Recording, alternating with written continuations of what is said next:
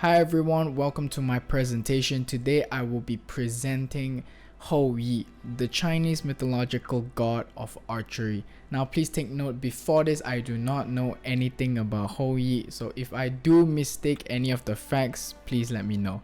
So enjoy. Now let's start off with his name itself. The word Hou in his name is actually a Chinese word for monarch or lord. So in some ancient texts, he is simply referred to as Yi.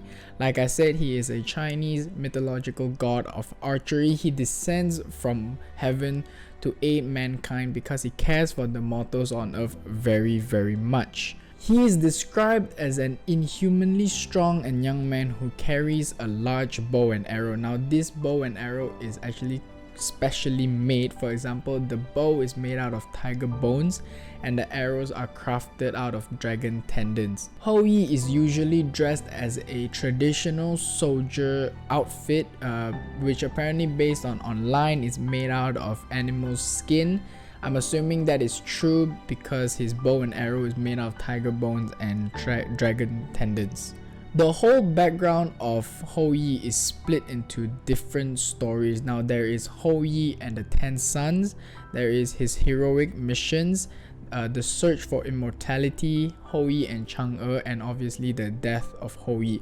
Now, we are not going to be talking about all of these different stories. We're only going to be talking about one, which is one of the most common stories known for Hou Yi, which is Hou Yi and the 10 Sons.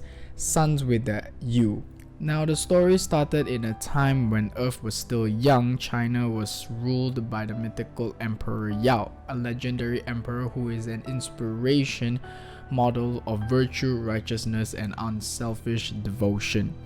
During this time, there were 10 sons that took turns one by one rising and setting the planet. In Chinese mythology, these sons are symbolized as three-legged birds, as they are also the offsprings of Dijun. Dijun is the god of the eastern heavens. Now, these 10 sons were told to follow this rule to only go up and play one by one, as they might create destruction if they didn't follow this order. In the story, these sons were young. One day they were tired of the routine. They were bored of the fact that they had to go up and play one by one alone. So they decided to go up and play all together at once and ignore the fact that they are causing a disaster to happen on Earth. These disasters include the rise of heat, crops withering, lakes and ponds drying up, and humans and non-human animals in shelters from exhaustion. Emperor Yao was aware of the situation, so he decided to plead for divine intervention and ask Dijun for aid. Now this is where Hou Yi comes around. Dijun is well aware of his son's misdeeds and sends Hou Yi to teach them a lesson. At first, Hou Yi was asked to simply frighten them so that they would not dare to create such problems and destruction again. Even Hou Yi wanted a peaceful settlement, but when Hou Yi saw the amount of damage and destruction already done on Earth, he said to himself that desperate measures were needed. Hou Yi then went up and gave the 10 sons a final warning and pleaded them to return to the emperor's place, but they were not listening. They told Hou Yi to mind your own business. At that moment, Hou Yi, out of anger, immediately drew out his bow and arrows and shot the 10 sons one by one. They fell from the sky almost instantly.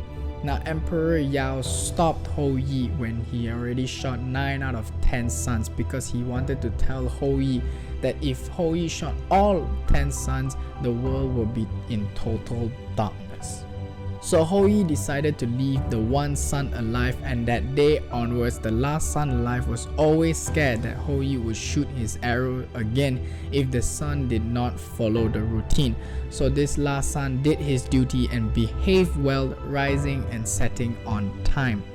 After that time, Hou Yi was hailed a hero for mankind, but also managed to create a lot of enemies and hate in heavens, especially Dijun.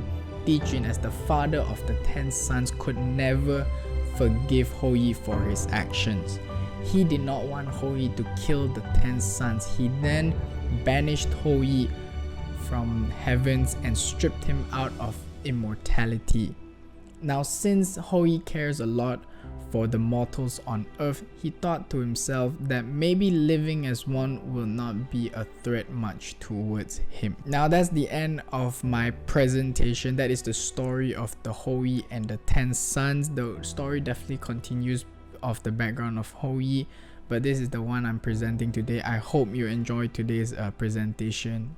Thanks for watching.